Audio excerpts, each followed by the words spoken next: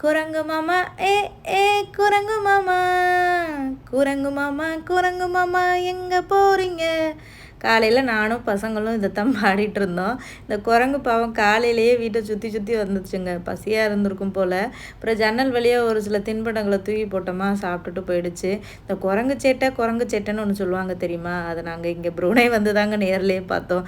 ஒரு நாள் ஒரு குரங்கு எங்கள் வீட்டுக்குள்ளே வந்துருச்சுங்க. ஜன்னலை திறந்து போட்டிருந்தோம், அது வழியாக உள்ளே எப்படியோ வந்துருச்சு.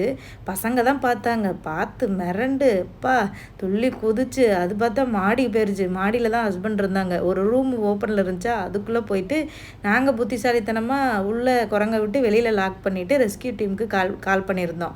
அவங்கள ஆஃப் அன் ஹவரில் வந்துட்டாங்க. நம்ம தான் புத்திசாலின்னு நினச்சா அந்த குரங்கு நம்மளை விட புத்திசாலிங்க.